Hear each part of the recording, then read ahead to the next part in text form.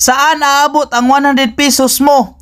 Matik, diha sa Hans Kitchen. Sigog suri-suri ng tigbilaran, nakita na ko ng bagong tindahan.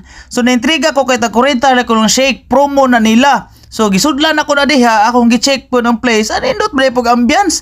Kay atbang Ramnes Lightport. So matik na, dapit nis dagat. So makita ninyo samtang kakaon ka, ganahan ka mo kaon.